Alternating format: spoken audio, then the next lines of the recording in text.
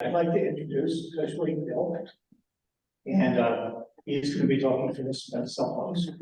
And I can't wait to hear what your presentation is. I can screen actors feel great. If you're Screen access.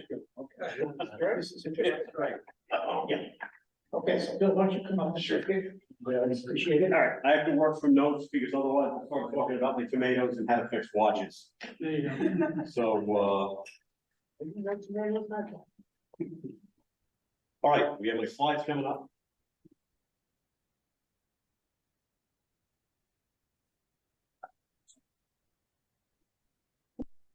Light turned out again.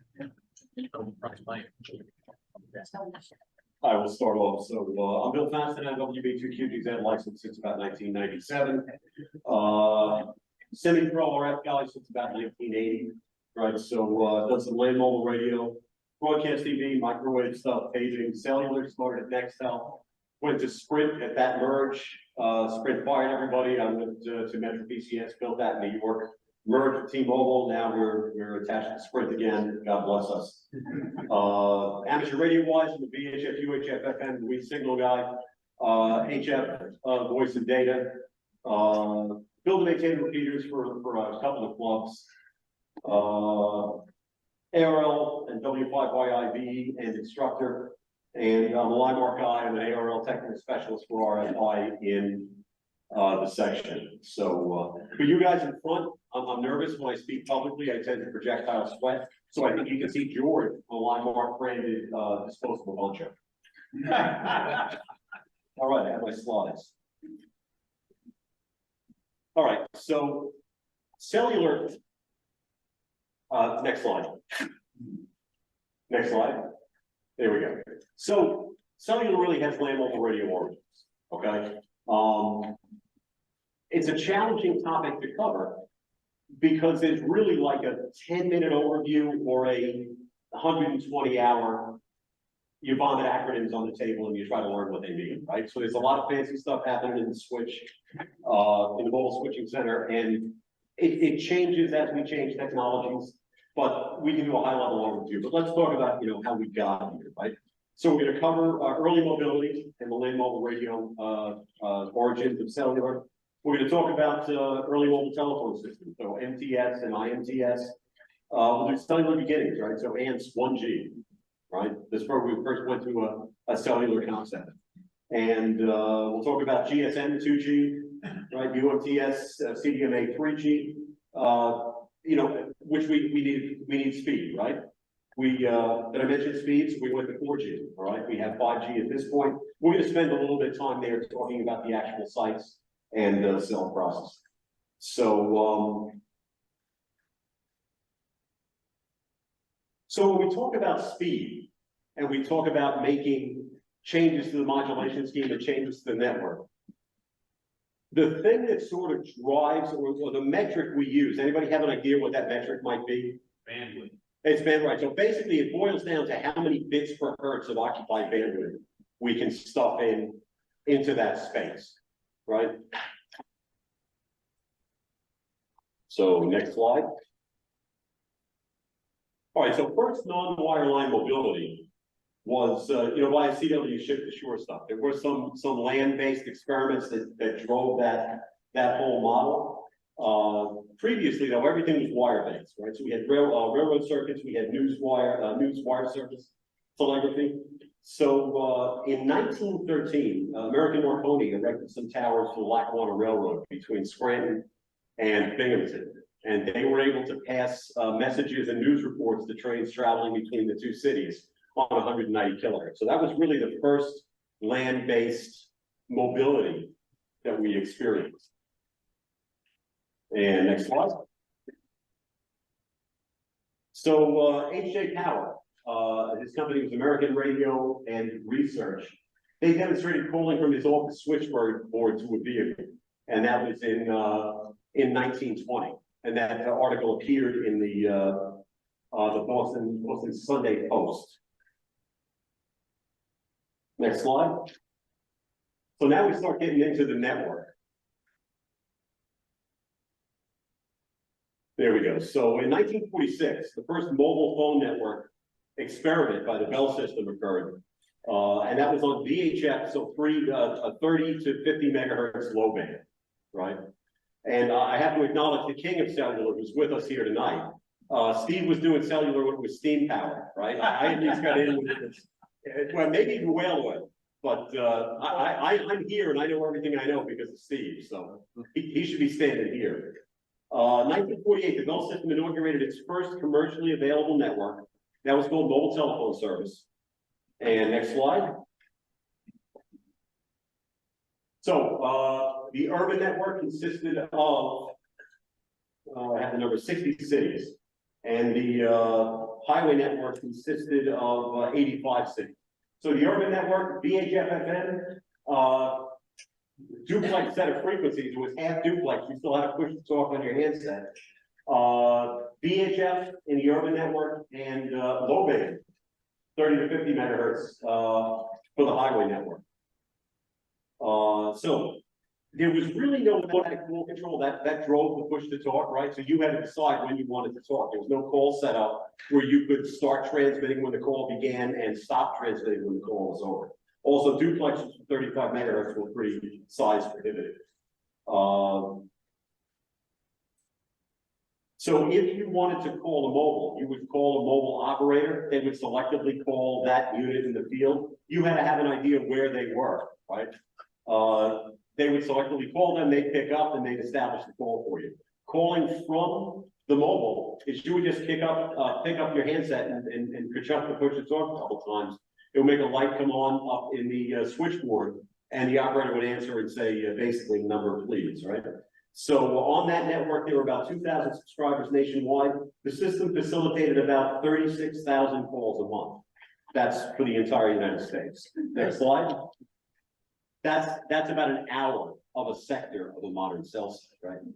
So here's an MTS site, the VHF site. So as opposed to cells all over the place, it was one high site to transmit and a whole bunch of receive sites typically throughout the city, right? And then again, it was the base station end of it was full duplex, but the user end was still a push to talk sort of thing, right? So you had one or two channels in a city, and that was it. Next slide. All right, here's a look at the hardware you had. So you had that big old box up front with the handset. You had that box in your trunk, and you paid a lot of money for the equipment, and you leased it, and you paid a lot of money for airtime, right? In the 1950s. And next slide. So in the 50s, mobile telephone service began to run out of capacity, and there were long waits to get numbers. So what guys would do was try to get a number in a smaller market and then roam in New York or in Nassau. And at that point though, they were pretty much full. So there's one channel. There's a lot of people that want to talk.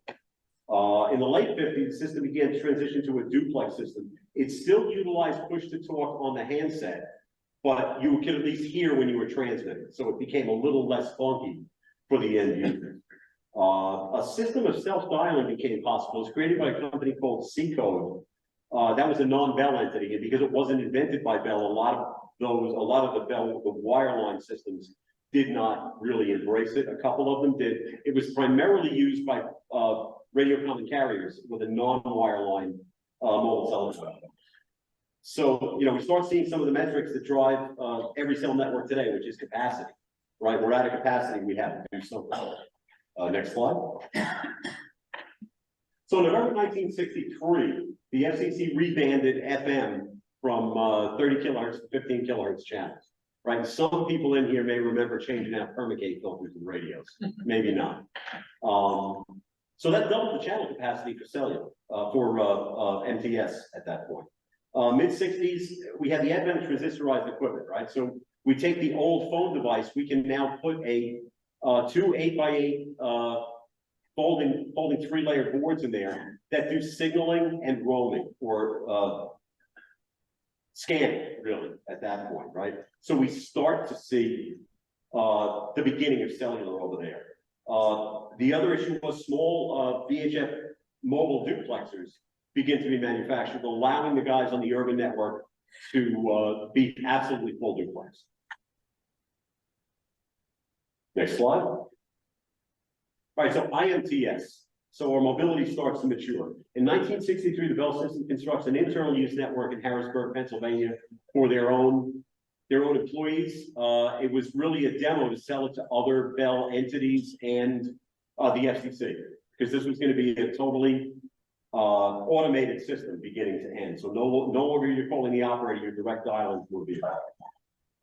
Late 1964, the first public IMTS system in Charleston, West Virginia, used the Motorola TLD 1100, pretty advanced for its time, and that radio hung around for more than 20 years.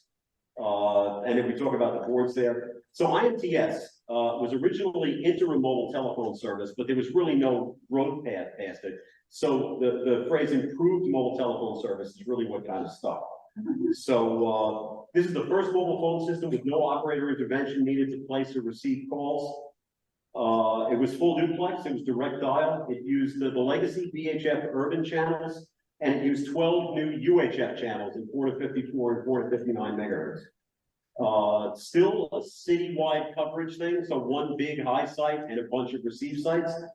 A little bit of trunking was developed at that point, meaning like in Nassau, there were 3 channels in UHF. One would transmit an idle tone, meaning it was able to be grabbed by the mobile. One would be busy, one would be out of service. Once one went into service with a phone call, another channel would transmit that idle tone.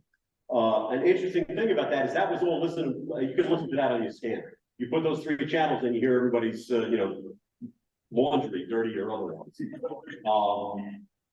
In fact, early programmable scanners had that idle tone was 2,000 hertz. And the scanners would bypass that tone. So if you put the channels in, it would bypass the idle tone until somebody came up and started talking.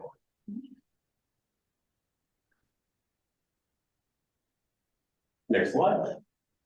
All right, so here's some hardware for IMTS. The original TLD 1100 head, which was in for a long time. Later on, probably late 70s, we went to the Pulsar and the Pulsar 2, same box. Right, so that's the box that went here short. I was probably still installing fancy new heads in 1982, 83, using that same crusty old TLD 1100, putting that in the trunks of people's cars. And that is the original MTS chassis with the IMTS boards added in. Next slide. It's Motorola supply sheet of the TLD 1100. So, and again, we were still putting those trunk units in the vehicles in the early 80s. So that radio had really long run. Next slide. So briefcase phone service with the UHF mobile phone systems. And this is your first mobility. It was big, it was clunky, it had poor coverage, and the battery didn't last very long, but you could drag it with you. So you weren't chained to your car. So these really started about 1968. And for all its clunkiness, it was a pretty big leap in mobility. Next slide. Now we'll talk about, so 1G was still an analog network, right? It was still 30 kilohertz channels at that time. 1973, Martin Cooper and John Mitchell make the first handheld cellular phone call in New York City. 79, NTT Japan introduces the first commercially available AMPS network in Tokyo, covered all of Japan or most of Japan by 1984. And in the United States in 1983, Ameritech had the first network in Chicago. AMPS is advanced mobile telephone service. It uses 800 megahertz. That's the first use of that band. It repurposed TV channels 70 to 83, which went away. You could still, on a UHF tuner, listen to cell phone calls at that point, right? Still analog, still scanner accessible. In 1991, AMPS becomes narrowband, so it went to narrowband channels. In 93, there was a TDMA version of AMPS called DAMPS, but that really didn't get much traction. Some markets had it, and it didn't really go anywhere. Next slide. What AMPS did give us is the beginning of the cellular concept, right? So no longer do we have one high site in the city and a bunch of receive sites. We have a bunch of cells. Each one of those cells has 3 sectors, give or take, mostly 3. We see frequency reuse, right? So we have a set of frequencies and we have to space them out amongst those cells so they minimize interference to each other. The interference is never not there. But unlike a repeater system like hands use, where we're noise limited in our receiver, in cellular, we're always, interference limited, right? It's our own interference, we make our own interference, and we decide how much of it we can tolerate, okay? So multiple frequency sets, channels that we reuse, in amps and later in GSM, so that's a whole load of individual channels that we smear around to avoid interference. Sites again, typically 3 sectors. Sector antennas are about 45 to 60 to 65 degrees wide, right? And they're about 17 degrees wide in vertical beam width. We talked about the interference. Right, so more complex central controller for the switch, right? Before it was a pretty simple thing. They had to manage one channel and maybe up 200 users in a market. Right, at this point, they have to manage mobility, they have to know where you are when you call, they have to manage, you remember how minutes were in the beginning, right? When you got, 60 minutes a month, they have to keep track of all of that, they have to keep track of roamers. So the switch, the core is now more complicated. Next slide. So 2G, right? We're out of capacity in amps, in that analog system, right? So 1995, early GSM in the US and New York City. 1997, on the point, the predecessor of T-Mobile turns up the Metro New York system with 84 sites. There's a reason I know that number. 2002, we sunset all of the amps in the United States. Next slide. So GSM is a worldwide standard at global scale, decreased costs, right? Drives innovation, gives you smaller phones. Just a much larger scale. Move to GSM. Okay, so we have the 2 new aspects. We have a new frequency band. We have the 1900 megahertz PCS frequency band in the United States, and we introduced TDMA. So in one of those channels, we still use different channels in each sector, each cell, but each radio frequency can now carry 8 conversations in a visual modulation scheme.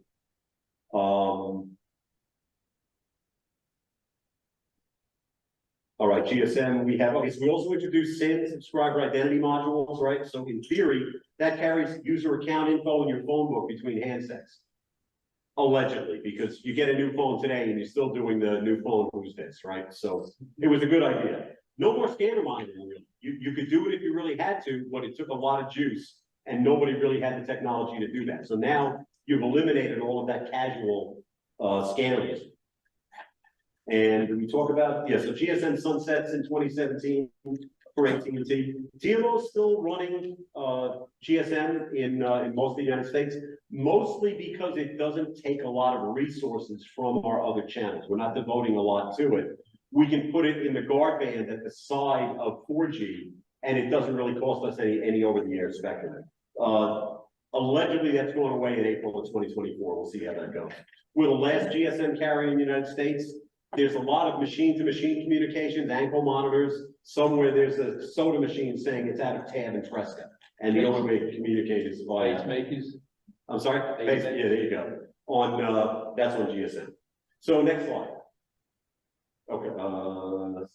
Yeah, there we go. Okay, I'm caught up. Speed and capacity drive the change, right? So the speeds we're getting in 2G. So 2G had a couple of bumps in speed. It started out as straight old 2G was about 19.2K, give or take. There was a 2.5 and a 2.75 getting us maybe to 300 kilobits, something like that. I remember in those days saying, who needs more than 300 kilobits? And here I stand today. So, okay, UMTS has a larger presence nationwide, or worldwide, because it was the follow-on, the official follow-on for GSM. Both of these are CDMA, both CDMA and UMTS are CDMA type technology. In the United States, the Bell, the wireline carriers and Sprint adopt CDMA, AT&T and T-Mobile adopt UMTS, and those were two distinctly different paths. So some of you may remember, well, I have a Verizon phone, the only other carrier I can put this on is Sprint, or I have an AT&T phone, I can only put this on T-Mobile, and that goes away with LTE. So we moved here from frequency diversity to code diversity, which is kind of a big thing. So we no longer have different frequency sets. We don't have to worry about that frequency management. every cell and every sector is on the exact same frequency, and we use PN codes to differentiate users, right? We also use larger bandwidth signals. Before, we were using 30, then 15 kilohertz wide signals, bandwidths for our analog voice traffic. We kept, so GSM got a little bit bigger. It was maybe 200 kilohertz, give or take, for your 8 simultaneous users in TDMA, right? Now we're moving into, for CDMA, the carrier was approximately 1.25 megahertz wide. For UMTS, it was approximately 3.84 megahertz wide. Speed-wise, yeah, so both technologies did have interim, 3.5, you could call them versions, right? So there was a way to do data only in a CDMA carrier, and you could get, I think both of them might give you that. Okay, yeah, right, both. IS-95, you could probably get a megabit or so. You could get to right up to about 5 megabits with the later version, HSPA plus of UMTS.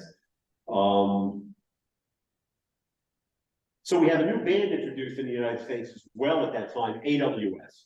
So PCS was 1900.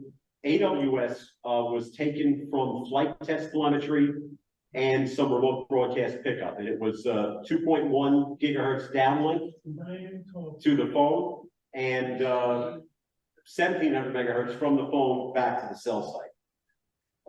So in New York, Sprint and Metro used CDMA.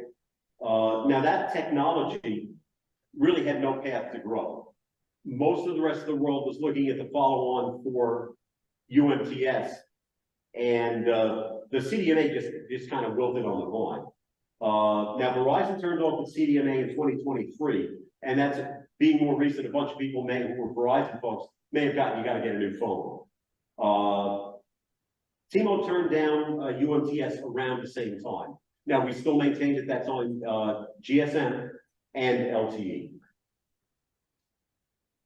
Next slide. All right, so LTE is the upgrade path for both CDMA and UMTS. We finally got it together worldwide to say this is going to be the progression for both of those technologies. So the wheels fell off the CDMA upgrade path, and UMTS ran out of space. And no more, this is a Verizon phone, it doesn't work on AT&T. So now you have a universal modem in the phone, a universal codec that works everywhere. Scalable bandwidths on your over-the-air carriers for LTE allowed you flexibility in where you can use it. So LTE is 4G. Bandwidths went from 1.4 megahertz to 20 megahertz, right? Instead of your fixed bandwidths before. So if you had little slices of spectrum that weren't aggregated, you can stick some LTE carriers in there. All right, so we have all the carriers on that standard. Metro turns up the first network in the US in 2010. Verizon follows shortly after. Data speeds later on up to 300 megabits in LTE. So in the beginning, and this is very similar to the way 5G is now. In the beginning, 4G LTE only supported data. So if you had a 4G phone, you would browse with that data, but your voice calls still went back to circuit switch, right? So that was either CDMA or GSM or UMTS to process the call. I remember turning up LTE in New York with Metro, and the Ericsson folks, the manufacturers, were kind of like, voice is in Rev 7, which isn't for 2 years. We have no idea how we're going to put voice over this non-circuit switch thing, and they figured it out, right? And that's one of the changes. UMTS, CDMA, GSM is a circuit switch setup session regular phone call. Later on, as LTE went to voice over LTE or multi, that becomes all VoIP. So that's all packet data, right? And that was the later version of LTE gave us that packet data. So you still have a limitation on data with LTE with 4G. You have 20 megahertz carriers, which is a lot, and you can aggregate those carriers, right? So you could get big speed by taking the data stream you want and breaking it up between 20 megahertz at 1900, 20 megahertz at 2100, into resource blocks, and each 100 resource blocks in each one of those carriers. So you break your data up into all of this and reassemble it on the other side. It introduces latency, and it takes a lot of processor. It takes a lot of work to do that. So we needed to optimize that a little bit. The other thing we can do in LTE is have a MIMO, right? So we can have multiple streams from one antenna. That one antenna can have 4 sets of antennas in it. 2 slant 45 right, 2 slant 45 left. I can send 4 separate data streams on the same frequency to you, and your phone can differentiate between them. Every time that we double the bandwidth of those streams, so 1x MIMO to 2x MIMO is about 80% more traffic. 2x MIMO to 4x MIMO is another 80%. So there's a lot of traffic going through there, but it's 4 other streams to manage. So that kind of drove looking for a more efficient way to move that data over the air, right? The bits per hertz. So worked on everything here. Okay. Next one. So 5G begins as fixed wireless to the home, and that was Verizon's original idea for LTE, was going to be the elimination of outside plant. We can use LTE to deliver television programming. Not enough bandwidth, really, especially in the earlier versions of it. So 5G began as fixed wireless to the home in 2017. And as it ends up, T-Mobile's doing that today. So it does work, you can do it. Verizon built 3 small clusters in Chicago in 2019. Now, they were in millimeter wave spectrum, right? So very limited number of phones, very limited number of users. We'll talk about that a little bit. So while we're on the 5G thing, what's 5G? Somebody tell me. Okay, what's the difference between, if we talk about 5G on the air, a lot of guys on a lot of hammer feeders talking about 5G. What exactly is it? What's the difference between 5G and 4G? 600 megahertz. Well, okay, kind of. And it's more pinpoint areas. Could be, yes. So these are all aspects of that 5G upgrade. 5G and 4G, LTE and NR. 5G NR, we call it new radio. 5G is only an optimized version, really, of the 4G waveform, right? So it's the difference between 5G and 4G, it's just a different mode. It's not any specific band. It does appear in other bands, but so does 4G. So really, it's only an optimized LTE waveform. So in LTE, we have limitations of channel size, max channel size, 20 megahertz. We have fixed resource blocks. So that 20 megahertz is busted up into 100 little resource blocks, no matter what you do. In 5G, we have 100 megahertz wide channels below 6 gigahertz, and our resource blocks are scalable. So we can give you a 2 megahertz wide resource block, and that moves a lot of data a lot more efficiently. You're no longer breaking it up into 200 slices, sending it over the air, and then reassembling it. Right, so T-Mobile turned up 5G in 600 megahertz shortly after 2019. So we talked about a little bit of this when I rambled on the previous slide. Same start as LTE. NR originally supported data only. In some systems, it still does. So if you want to make a phone call, you're falling back to 4G packet or VoLTE, right? Voice over LTE. T-Mobile now is integrating voice over NR, so that's the same packet data optimized to work on 5G. So we talked about this, right? 100 megahertz carriers below 6 gigahertz, 400 megahertz wide carriers at above 6 gigahertz. Now, the 2 bands that are really in use in millimeter wave, for the most part, are 28 and 39 gigahertz. There is only one site that I know of, at least T-Mobile-wise, in millimeter wave spectrum, and that's at the South Shore Mall. It's an in-building system. It carries crazy fast traffic, but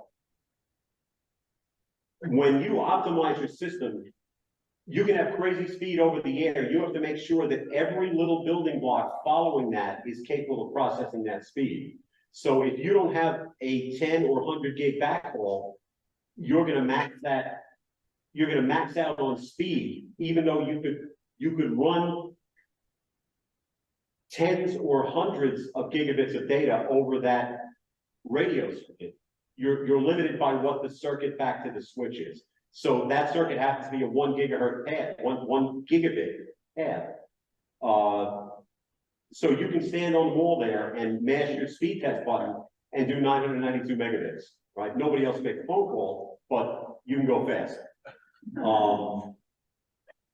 But that's the big advantage of NR or 5G over 4G, right?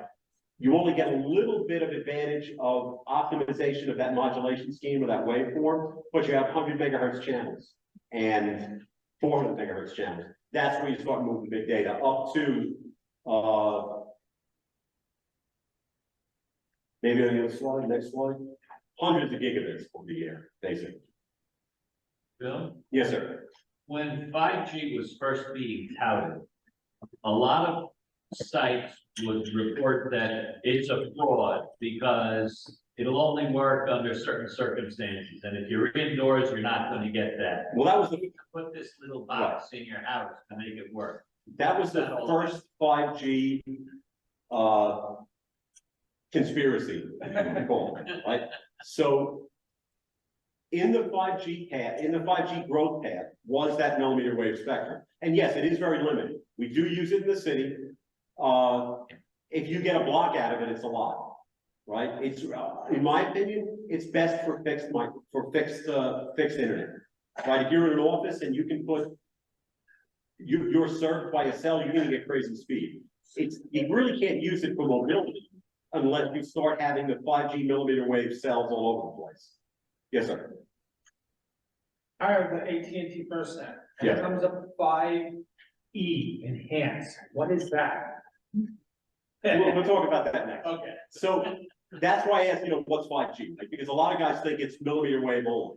Or the thing that came out later was when companies started integrating the CBRS spectrum, the 3 gigahertz spectrum that was adjacent to radar altimeters, right? And then 5G was the bad thing that was going to make planes crash before it was the bad thing that only talked 100 feet and fried your brain, right? So, and again, 5G is only the modulation scheme. You can use it at 600 megahertz, you can use it at 100 gigahertz. It's not 5G itself, it's the actual spectrum that may or may not be a concern, right? It's protocol. Yes. Another question. Given the differences between these protocols, how could a 5G phone talk to a 3G phone? Well, because it's going through the switch, right? So if the switch, we're going to talk about the switch in a couple slides coming up. We'll see a little bit of the topology, but that's part of the complicated work that the switch does. It supports the interworking between calls, between packet data and circuit switch, and between cells. So it was, the switch acts sort of like in the internet world, changing from Ethernet to X25, for example. So it all boils down to VoIP, which we deal with as packet in the switch for the most part, with the exception of the circuit switch data, which really now there's no more real 3G. So it's primarily going to be 2G circuit switch for T-Mobile, and everything else is VoIP at this point. So it's just dealing with that like routing, if that makes sense. Yes. And Marty, with regard to the 4GE, right? Yeah. So with all the carriers, it's kind of like the first person who can, with the most veneer of legitimacy, make the light come on, right? So T-Mobile made the 5G light come on, right? Probably close to first in the United States. They did so with spectrum at 600 megahertz. Okay. It's 5 megahertz wide. You're going to get a couple megabits through that, right? It's not screaming 5G, you get 100 megabits, but it's a way to legitimately make, The client. as a sales pitch, the 5G come on your end. Now, it's changed since then, but It's 5E. yeah, AT&T did the same thing with 3G. Right. They had a version of fast 3G that they called 4G Right. at that time. And they've got pretty beaten up over it, because it was not a 4G technology by any means, but it was faster than 3G, it was 3.6G, right? So 4E means it's not quite NR, it's optimized LTE more than likely. Phil, request here. Yes, You're going over a lot of acronyms. I'd be willing to bet a lot of people in the room don't. okay. For example, you use VoIP. I know what it means, but if you could just quickly say. So instead of having a circuit switch call, like you set up dedicated resources end to end, and that carries your voice signal from the handset through the switch into the regular telephone network and down the wire to the phone at home, right? You're using simply data packets. So you're coding everything into data packets, which switch as data, IP addresses, all that stuff. So it's no longer a session that's set up end to end. It's just that you're part of a bit stream that's being aggregated by the cell, going to the switch and then being packet switched to where it's supposed to go. I was getting at voice. Voice over internet protocol. Yeah, there you go. And then you use, before you use PN, and I'm pretty sure you meant pseudo voice. It's a spreading code. It's a way to do CDMA. It's just a way to differentiate users with different spreading codes. Yes. I just recently bought a phone. When did you say that you could buy a phone that was with any carrier? That's what it said. So that was the advent of 4G, right? So if you have an LTE phone, now that doesn't mean that your carrier doesn't lock the phone so you can't bring it somewhere else. But it means that the phone is compatible. The modulation scheme of the phone is compatible with all When carriers. did that happen? If we go back, And the fact that you just bought the phone doesn't mean that that phone was built when that capability was there. It could be earlier and not able to do that. yeah, so we take a stab at that. It's probably around sometime after 2010. So it's been a while. Is there a difference between what's being able to be done with the regular SIM versus the eSIM? So the eSIM is built into the phone, right? The SIM is swappable. Right. So there are ways to manage that. I don't really deal with the handset end too much. Some of the eSIMs have been a little problematic getting them provisioned. You know, I think that's a learning thing for everybody, you know, particularly the retail folks. It's also an interesting first step that it has to be specific WAC SIM to be able to get access band 14 for public safety. That's correct, right? So in other words, What's the difference? that's just a permissions really. Oh, on the different, so that's why I think that it's in the SIM that allows it to switch. I believe so, yes. And we'll talk about that a little bit when we go to the switch slide. Fine, next slide. Was there? Next question. Sure. That unlocking, you're talking about permissions, correct? No, when I talk about permissions from the switch, in other words, this is the device in the switch, which holds all of your customer information. It holds your home market, all of that stuff. So your permit, in other words, if you're in a system that limits your data to so many gigabytes a month, right? That information will be held there in permissions sort, right? Or your ability to use certain features of the phone. The unlocking is generally a code you have to put in the phone to allow it to work off of the carrier you're on. So I know it's T-Mobile. Once you pay for your phone, they'll send you an email saying, hey, call up and we'll give you the code to unlock your phone so you can port out to somebody else. But if you take another carrier's phone that you haven't fully finished paying for, or they don't want you to take, you can't bring it into a store and say, put this on my network. That's a whole different thing, the model of the United States model versus European on how to. Yeah, and that's another issue, right? So, you know, George, you talked before a little bit about the vocoders, right? So the vocoder, in essence, is not transmitting your voice, it's transmitting data signals, binary signals. It knows in its little translation table, when I make this noise with my mouth, it equals these bits, and stuff flows through the network. They come out at the other end, and that device there says these bits make that noise. Like right? P25. Sort of. So if you buy a non-North American phone from a place that has different noises in their speech pattern, right? So you buy a phone from Japan that's destined for that market, you will make noises that it doesn't understand, and it will come out as a syllable of distortion, right? That may have been worked around, but for a while, the non-North American phones suffered from that issue. that why you can't always use a US phone in Europe? Some of that is roaming agreements and stuff like that, right? So, I happen to know T-Mobile, which is partially owned at least by Deutsche Telekom, has a very robust roaming agreement worldwide. And they also have, it's very, pleasantly priced, right? That's one of their sales points. So some of that is what they let you do. It's a little bit more, I know a friend of mine who had a Verizon phone, had a hard time getting an international SIM or an international phone. Whereas, his option was that, I think he had a T-Mobile phone, and he actually, it was less expensive to get a local SIM and just stuff in the phone, that worked out. But his phone would have worked well and roamed well throughout Italy and Portugal where it was. All right, and that's more, again, permissions and sales and stuff like that. So, the core, the switch, the mobile switching center, MSC, right? That's where we make all of our decisions. We'll do a high level overview because this is acronyms. George talked about acronyms. This is acronyms vomited on the plate, honestly. I just did an awareness level, right? So this isn't like fixing it or doing anything other than being aware of what the parts do. It was 16 hours of this. I stole this slide from there.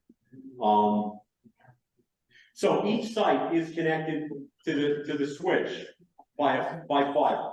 It's typically a 1 gigabit dedicated circuit that's now transitioning to 10 gigabit circuits to carry all the bandwidth. These are typically provided by Verizon, the wireline entity, not Verizon Wireless, or Crown Castle, or LT Slightpath, whatever they're called. And those are circuits we buy from the switch to the cell site. The 4G and 5G architecture also allows for untrusted backhaul, right? So in the past, all of these sites had to have a dedicated circuit from the cell to the switch. What untrusted backhaul lets us do is put things like femtocells on a house. I have a small cell in my house that I just plug into my router hole, right? And it's limited in capability. I have 5 LTE simultaneous conversations, but man, I got 5 bars in my basement, right? So it works good. So there's a special security gateway which deals with that wild internet coming in. A lot of in-building circuits can be done that way. I just have to get a regular, really commercially priced home internet line in a building, and I can put an in-building cellular system in there, and it works just the same as a macro. But using a VPN? Almost everything uses VPNs, right? So one of the ways we use VPNs, I have one fiber to the site, right? Yeah.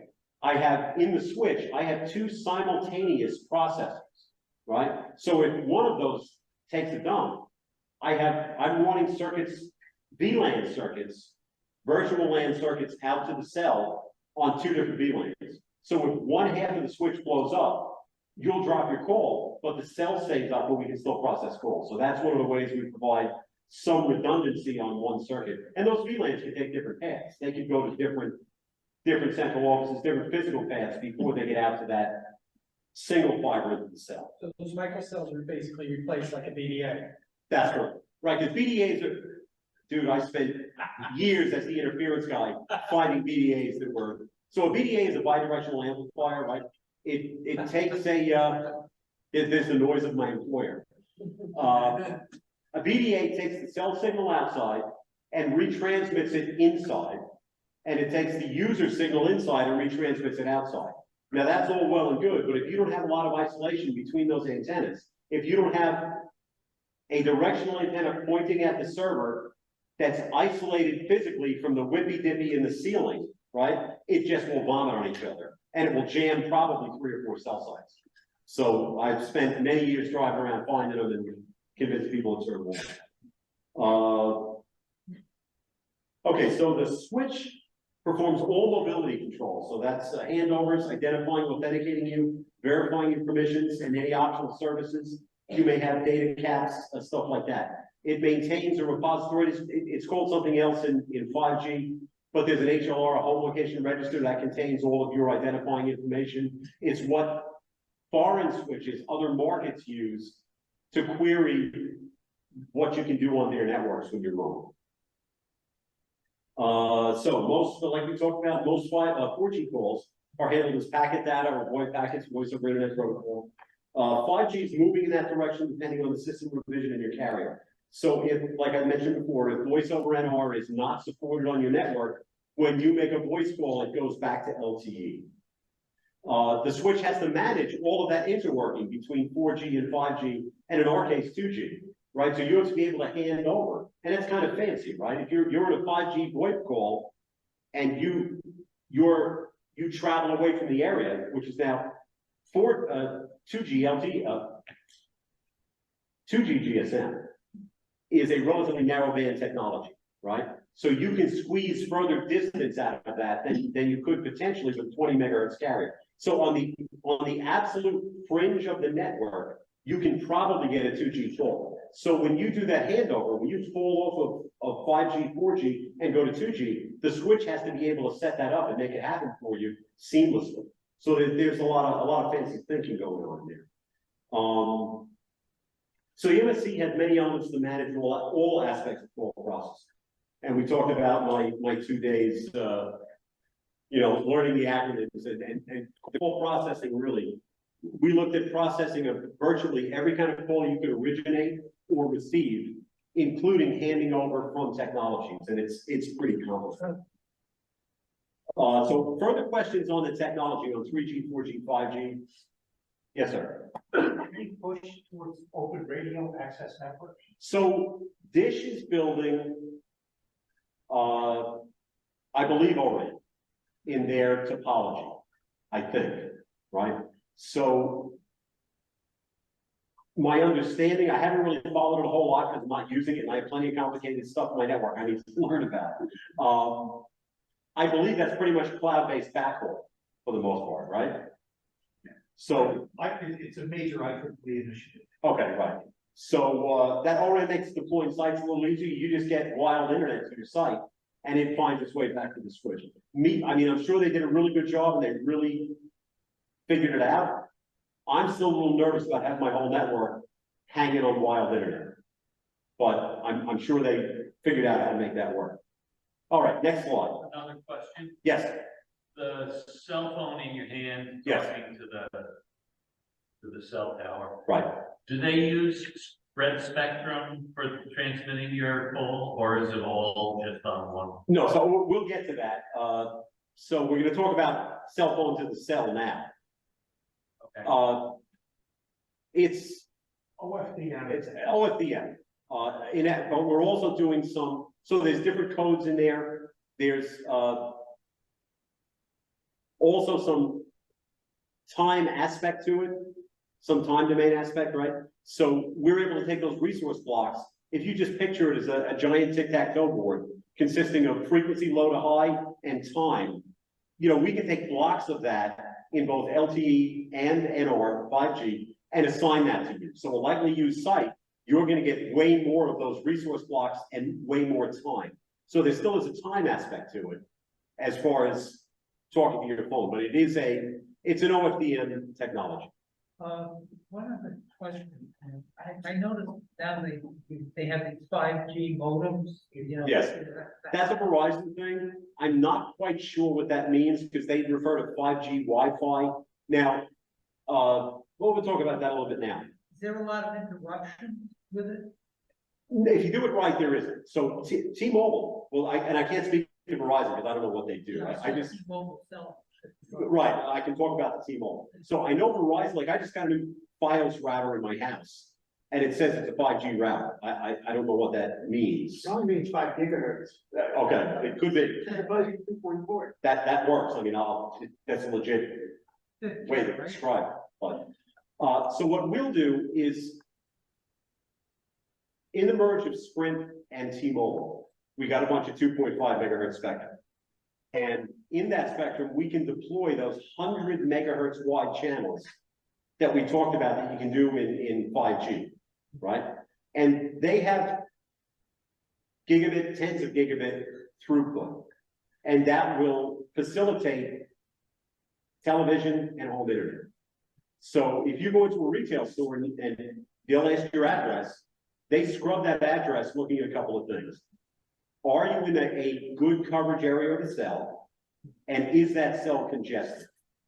right? And if it's not, they'll sell you internet, and it works very well, right?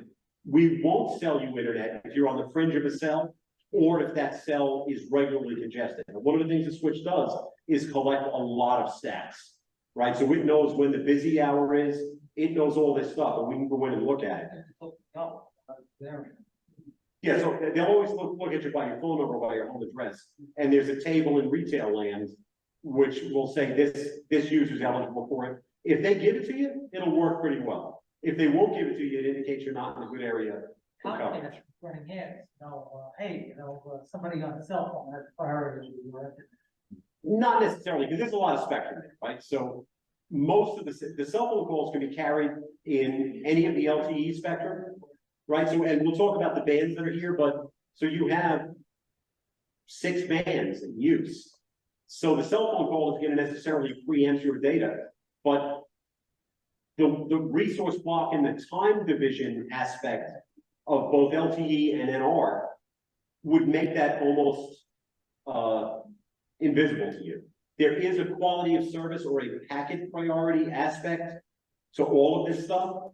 So the things that require low latency have the highest priority, right? So things like text messages don't have very high priority because if they get delayed by 600 milliseconds, it's not a big deal. But video can't be delayed. We can delay voice a little bit more than video, but not much. So there are various levels of priority to the packets, and that's something that the cell site does in transmission to the switch, and that prioritizes that packet all the way into the switch to minimize the latency for the things that you need low latency for. Make sense? Yes. Okay. Question. Go here first, then there. Oh, okay. What do you think the FCC's most recent push towards network neutrality, which is on again, is going to do to quality of service? Because as I read it, network neutrality means handling all packets equally. Quality of service means No, that's two different things. quality of service means you can prioritize one packet over the Right, but within my network, that's saying, that's more of a, Verizon doesn't like Google, so we're gonna give their packets a low priority. As opposed to within my network, I'm gonna prioritize a voice packet over a text packet, right? Those are two different things, right? So one refers to equal access and equal ability to access at the same speed, different websites versus I'm doing this for, yeah, right, technical reason, it's for system performance. Okay, right, so we don't, we don't say, well, we don't want people watching YouTube on the network, so we're gonna delay those packets or do something to those packets. That would be inappropriate, and that I think is what. That's net neutrality. Yes, sir. You were talking about aggregating, data. Yes. Like some of the friends, a friend of mine on the television station, they have these things, they use like the bubble gum USB modems, they put 3 of them on this thing that aggregates them, and then they feed video, so they can send live video. Right. Is that exactly what you're talking about, aggregating? It's similar. So when I'm talking about aggregation within LTE, I'm using my own carriers, right? So what a lot of these cradle points and other devices can do, both with television guys and public safety guys, right? Is you can take, and that's separate processing. That's the cradle point Doing the processing. doing the processing to say, I'm gonna take this stream and put it over T-Mobile. I'm gonna take this stream, put it over FirstNet, and I'm gonna put this stream over Verizon and aggregate that. It adds latency, but it builds bandwidth, right? And especially with a lot of the public safety guys getting dedicated FirstNet modems, that frees up the old FirstNet SIM hole in the other modem. So a lot like New York State just got a whole bunch of T-Mobile SIMs, and now they have a lot of flexibility. They can do FirstNet, T-Mobile, or Auto switching? yes, and they can aggregate, or they can say, I want to go on this one and lock on it. That's a user selectable thing, but that's outside of my aggregation, right? Mine is managed by the switch for my own internal stuff, all right? So here's typical modernized, we call modernized current 5G cell site for me. It's got basically the 2 cabinets, and only one of those is full of radios, right? So in here we have 4G LTE in 600, 700, 1900, and 2100 megahertz. right? Maybe 5, 10 megahertz over the air bandwidth in 600 and 700. 20 megahertz bandwidth in 19 and 21. It also has 5G NR in 600, 1900, and 2500 megahertz, right? So in 600 and 1900, I have small bandwidth, not exceeding 20 megahertz. In 2500 megahertz, 2.5 gigahertz, I have 80 and 100 megahertz over the air channels. And next slide. So this is that one box, that one 19-inch rack that stands about this high, used to fill that building, right, with 10 tons of air. So I had 54 sites at Nextel, I had 54 apartments, right? If I had a bucket and a rag, I could live in one. You know, miniaturization has really driven a lot of stuff here. I can fit all of this stuff into basically one 19-inch rack, and then one rack for batteries. All right, so let's talk about the base stations. Next slide.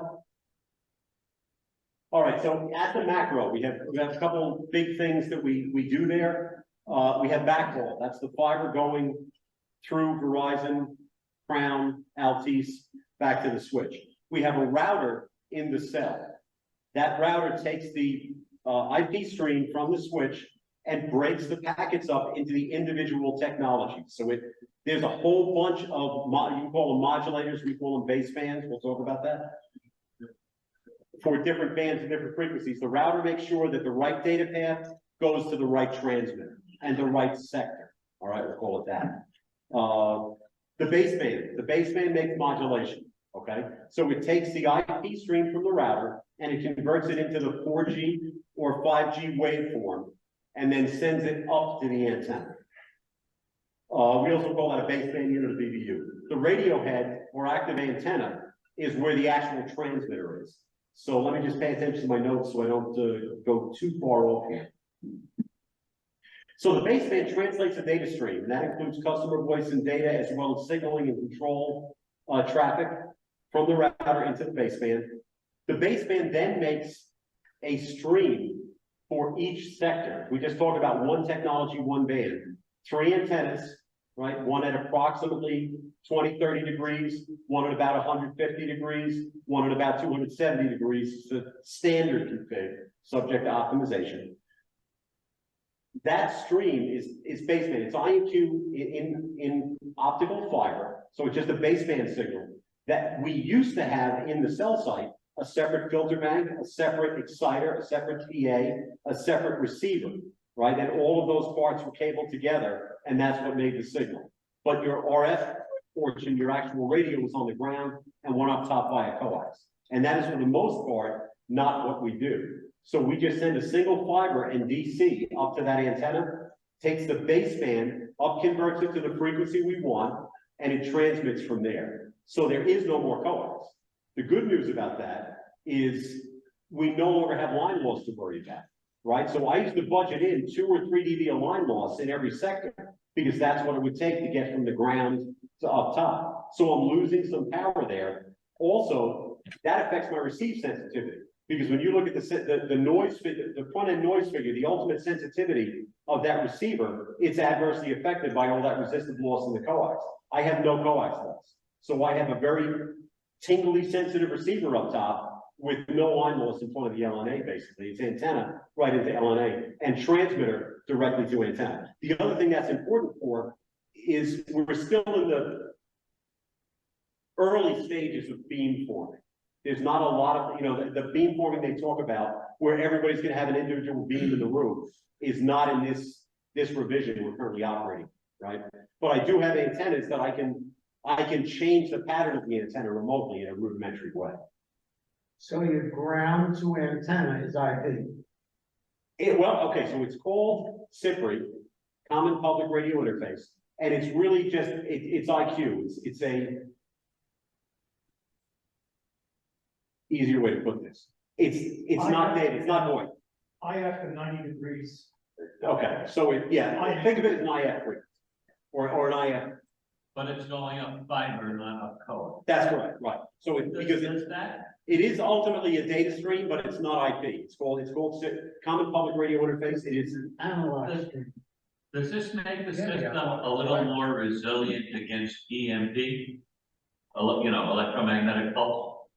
My opinion, EMPs in mind to be whole, right? Some people say that everything will be destroyed, even your galvanized garbage can with grounded radios in it, right? And other people say, you know, it's not gonna affect everything. You know, if you have an antenna wide open on the outside, perhaps you would. From an EMP perspective, we probably have bigger worries, I'm gonna say, right? Radios on the antennas. But you put the radios inside a Faraday cage. Right, but in other words, so as George points out, the radio's exposed up top with some very rudimentary surge suppression on it.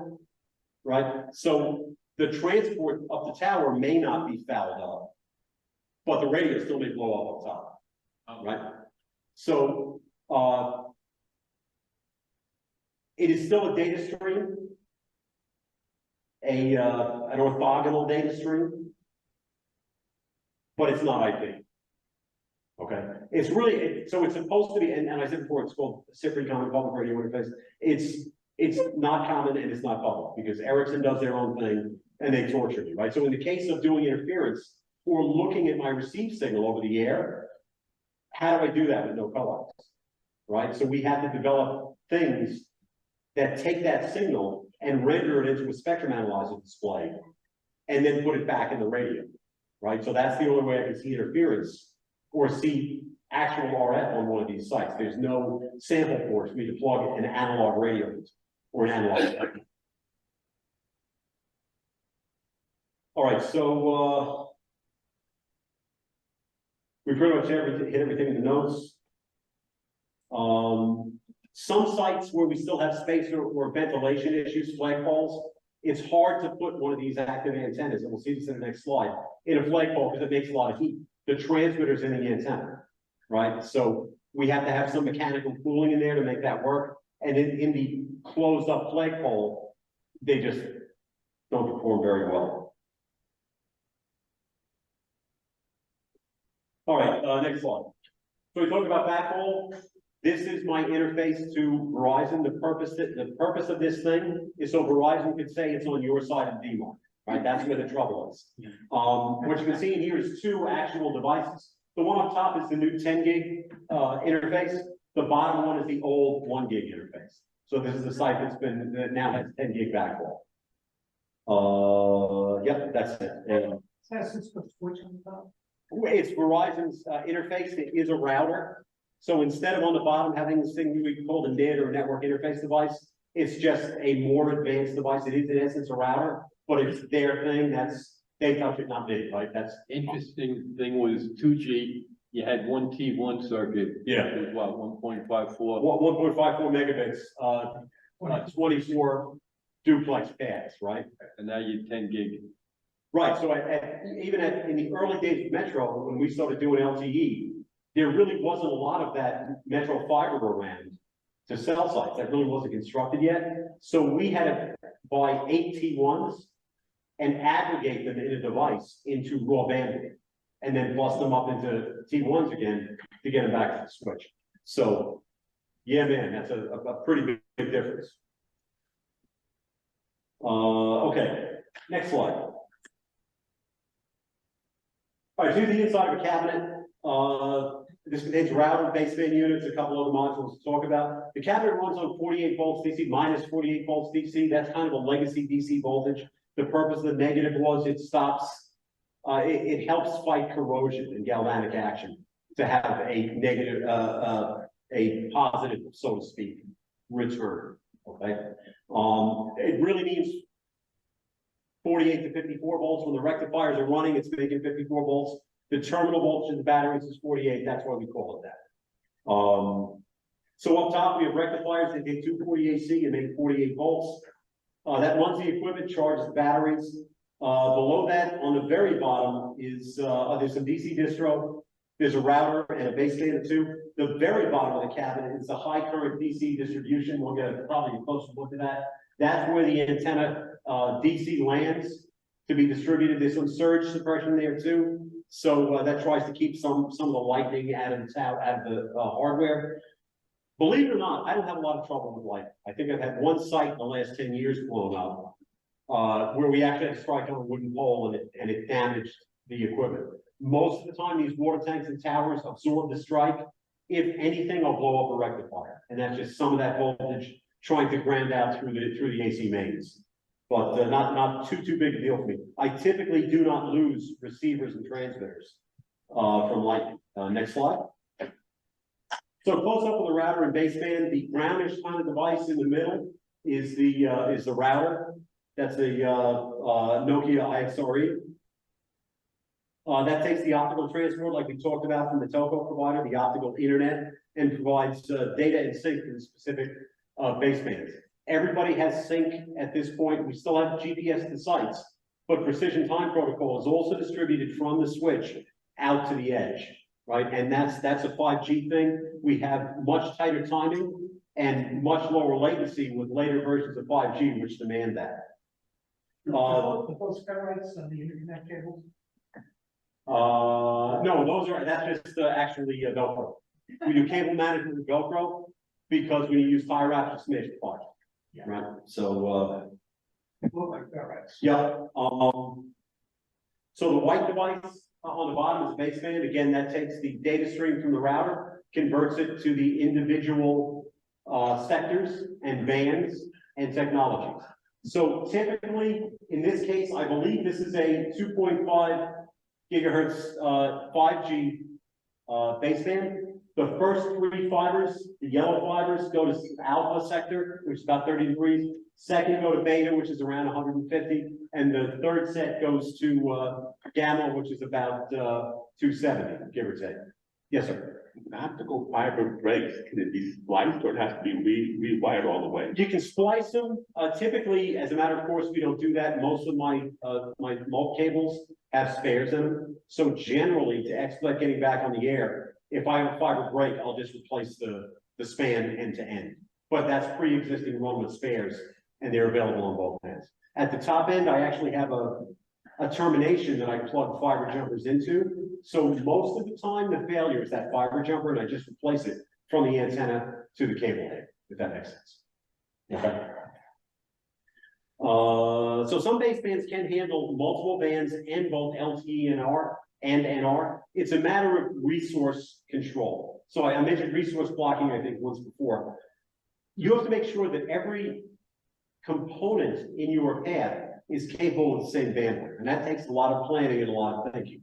I could have the ability to run tens of gigabits over the air, but if the fiber back to the switch can't handle that, or the baseband can't handle all of that processing, we're going to start losing non-prioritized packets. So we have to make sure that everything is sized accordingly. So ultimately, the number of basebands and what we put in each one is going to be designed so that we don't have that resource blocking or a clog somewhere in the path back to the switch.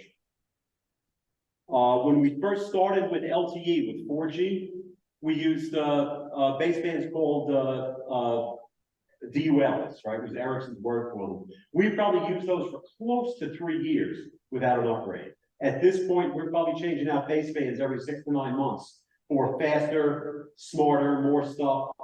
The big problem with that is they stay around the same size. You can't make them much bigger. I'm doing double the processing. I'm making at least double the heat, right? So heat management in these cabinets is a big deal. The heat is managed typically not with active air conditioning, but with heat exchangers. That's how we cool almost every modern cell cabinet. So questions? How many kilowatts per rack? I go to a spreadsheet and it tells me how much is in there, and it tells me how much DC I need and how many tons or how many equivalent tons of air I need. So lots of different modules, lots of different processing. I basically rely on the manufacturer to tell me what I need in this cabinet. And honestly, they don't always necessarily design the cabinet for the max load of hardware that you can stuff in all the holes. Data centers that I've worked on are in the area of 15 kilowatts per rack. Right. We did a lot of work in the thing on the other side of the switch that manages the network that we roll switches up into, right? Yeah. Where simply by not just having air in those facilities, but stuffing air in the bottom and taking it out the top and controlling that airflow so it went through the rack. We use a whole lot less power and it's a lot easier to manage, right? Instead of just trying to rely on convection really just within the cabinet. So there's a lot to that. I mean, we have an entire facilities group of guys that wrangles that sort of stuff. Okay, so we're in the right slide. All right, so rectifiers we talked about, the router we talked about, baseband we talked about, power boosters, right? So those two white boxes towards the bottom. A lot of times I'll be at a water tank where, because the water district doesn't want to put me right under the tank, they want to put me over in the weeds. I might have a 450-foot run up to the antennas, because it's got to come underground to the leg, up the leg, right? Then it's got to wrap all the way around, right, to get around to all the antennas. So I have a lot of DC loss. I mean, some of these antennas take 20, 25, 30 amps. Right, and that's a long run, even though it's number 6, number 4 going up there. So, two things going on. When the cell site's working and running at 54 volts, everything's happy up top. The wheels start to pull up those antennas around 43, 44 volts. Not too big a deal. I can manage that on a good day. But when the cell loses power, right, the batteries rapidly drop to 49. Then moderately get to 48, hang out there between 48 and 46 for a long time. Then the cell will go out of low voltage disconnect around 43. So the discharge kind of goes like that, hangs out here, and then plummets again. When I get down to 48 volts, I might only have 43 volts up top. So I pre-distort, right? I take the voltage from the cabinet, which is at about 55 volts max, to make it maybe 58 or 60 volts. Costs me a little bit of current, not a big deal, I have a lot of it. And it ends up giving me the voltage I need up top, particularly when I lose power. Otherwise, the site loses power, we go to batteries and the transmitters all fall offline anyway, which doesn't work for the customers. Very bottom is just another view of that DC distro. So that's on a piece of DIN rail. We take breakers from the top and just run them down and land those power cables in there on the bottom. Next slide. Batteries. So, backup power in these cabinets, it's 3 48-volt strings. They're made of 12-volt cells, and there's 3 of them for a total of 570 amp hours backup. Now that lasts, depending on the cell and how much is in that cabinet, anywhere from 2 to 6, maybe 8 hours on the outside, right? A lot of sites, everybody learns their lesson every decade. Right. So in 2003, 2004, we had that blackout caused by the power line in Ohio. Next else saw Jesus. Okay. We bought trucks, we bought generators, we did all kinds of hardening to the network, and over 3 or 4 years we forgot about it, right? Everybody saw Jesus from Sandy, right? We're still there, we're still building generators pretty aggressively. I've never worked in a place with this many fixed generators, right? So that's pretty good. We have both AC and DC generators in the field, typically 25 kilowatts, that'll run the cell. For the sites that don't, every single cell site has a manual transfer switch and a generator connector. I have probably 40 at least generators stowed at various places all around them, which the field tech will get called to the outage. They'll hook up a generator, bring it out, and plug it in. They can typically do that within, 2-3 hours. And Is it still lead acid batteries? yes, they are. Yeah.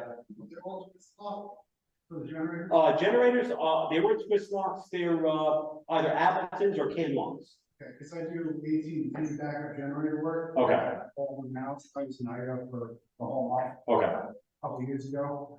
I know they're all twist lock, and I've had issues getting cell phone sites return health checks. Yeah. Another problem too is having the service to do the health check once. Yeah. No, that's it. Yeah, if you're familiar with an Appleton, That's the big one. yeah, it's a big old connector. It's got four conductors on it. Big problem is that they're not necessarily universal, right? So sprints aren't wired the way ours are.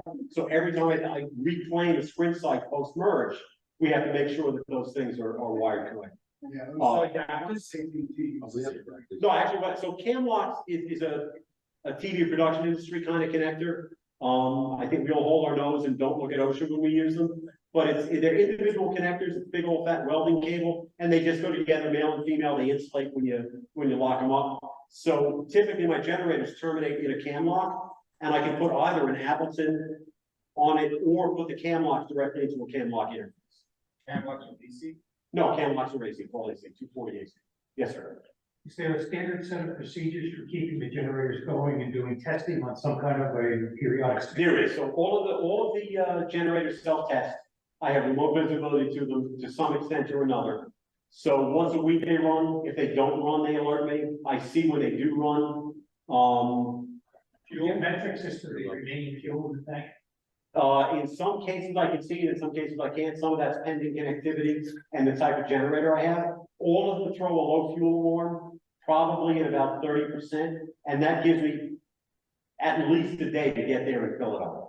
The low fuel alarm comes before the low fuel cutoff. In the diesels, I want to cut that low fuel off prior to running out of gas, so I don't have to prime it again. But the low fuel alert comes when I still have hours left to go. Do you have any problem with water in the diesel fuel?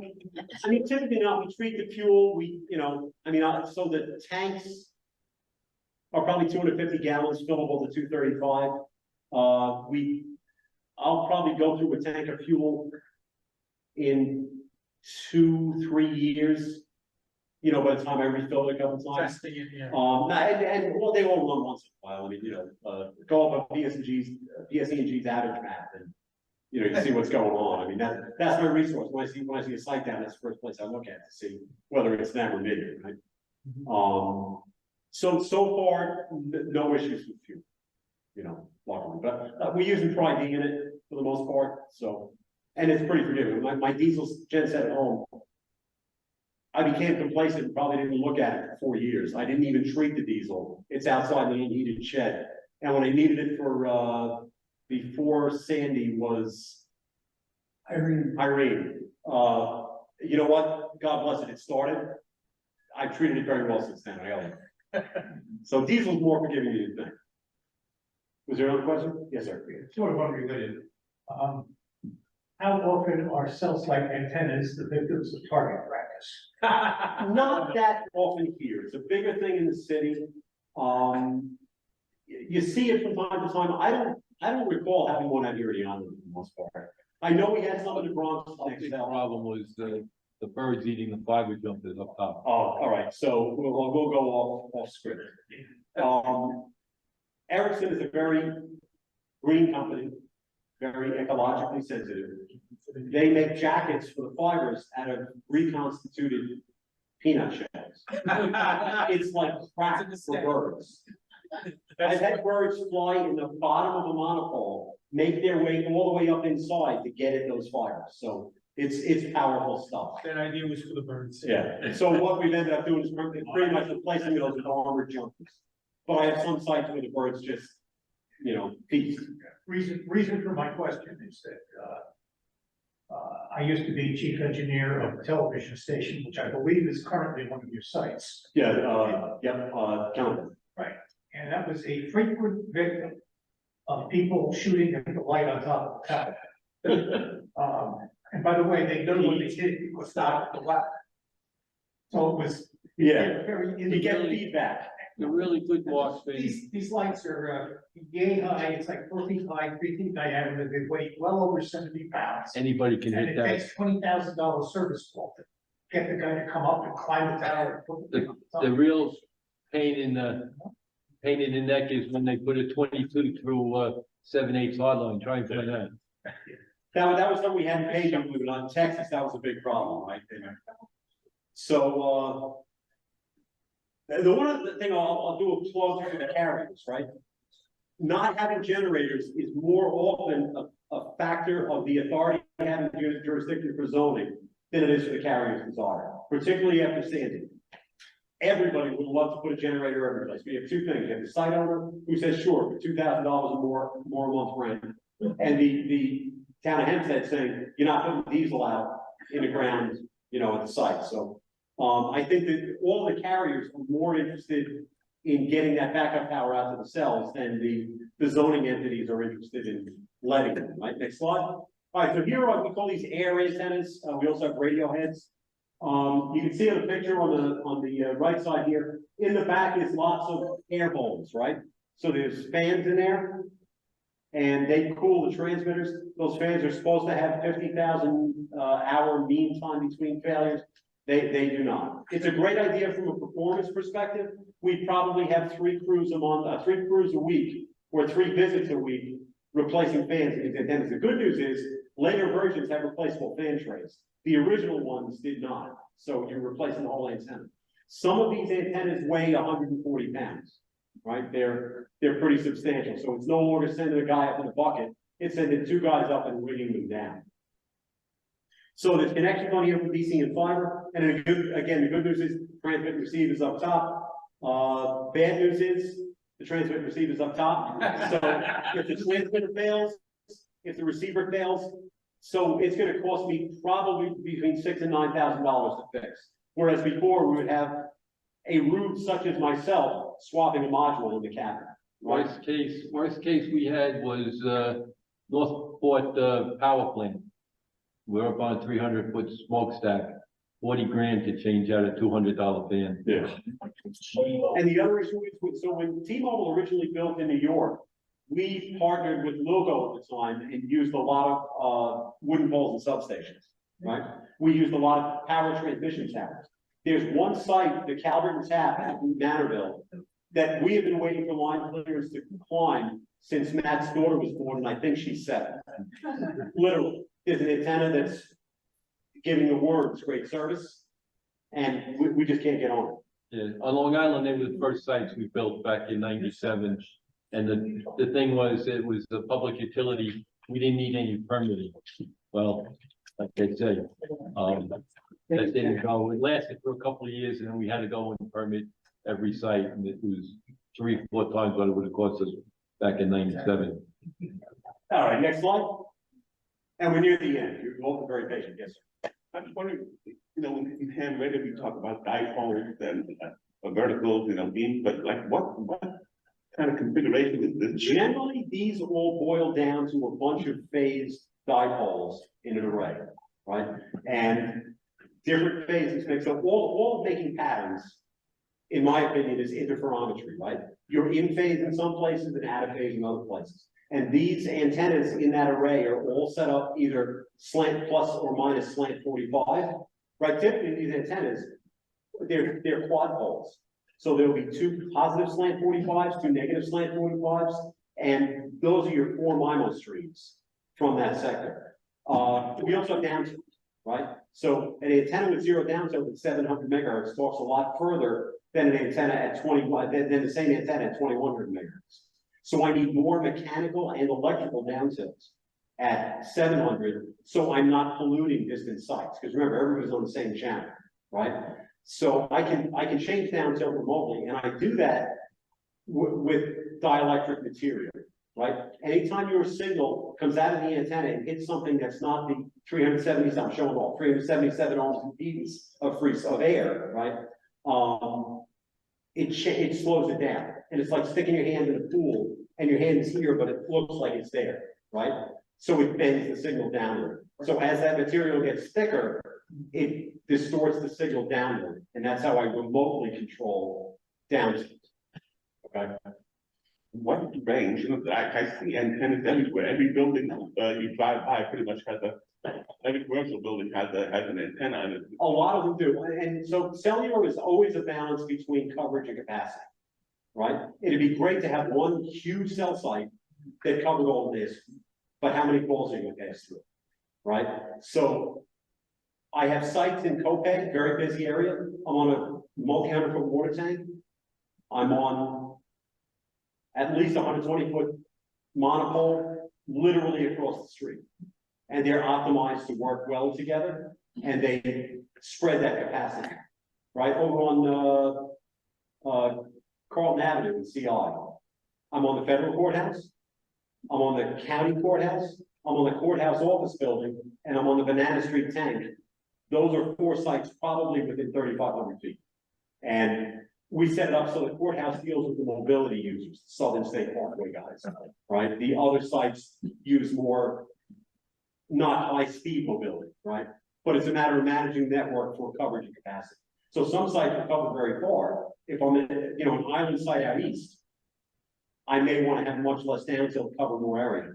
If I'm in here, I want to restrict those cells from both an interference of adjoining cells and a capacity basis. That makes sense. Okay. Questions? Yes, sir. There used to be a cell tower over in the Manhasset Hills area. Okay. It looked like it was a tree. Yeah. Yes, And about 3 times as tall as any of the surrounding trees. it's an HO gauge tree in an N gauge layout, right? There you go. God bless them. I'm sure we didn't do it because we wanted to. I'm sure the community said make it, or the authority having jurisdiction said make it look like a tree. So we did our best. We tarred it up and they look weird. You see the cactuses out west. You go up the hutch, there's a tree that looks like it's, again, an HO scale tree. It's crazy, but it's what we do. Okay, so this is pretty much a modern configuration of cells. Now, people are always like, hey, is T-Mobile on a cell site near me? I have a site near my house. I will say, is there something that looks like a silly posturepedic mattress? I know it's out. And if so, it's us. All right. So this is one of our typical sites. That big old passive antenna does 4 bands. It does 600, 700, 1900, and 2100. Right. And it's a passive antenna. So the 600, 700 transmitter is in that radio head. And then there's 4 half-inch jumpers that go to the antenna. And that's that band. That's how we come out of there. The active antenna in the center is for 2.5. So that just takes fiber and power, makes the 2.5, does its thing. The antenna on the right is another active antenna. It may have some passive ports for GSM or something. We're typically using the active ports at this point only. And that one is, on the right is going to be 2100, 1900, and that carries 2G, 4G, 5G. Okay. And there may be one more slide. Maybe not. Yes. All right. So all this history stuff I coached with this dude, Jeff Forrest, great guy, has an incredible site on early mobile telephone mobility history. Right. So he's at, I believe it's WD6 NVH.com.org, something like that. But if you look him up in QRZ, he's got a link to his site. Great site on the California Highway Patrol low band system, which has gone back a zillion years. Another great example of how mobility has transitioned over time. So I did my best to keep you awake. I'm sorry I kept you here longer. This is originally a 45-minute thing, and I think I went a little bit longer. So I appreciate everyone's indulgence. Any other questions?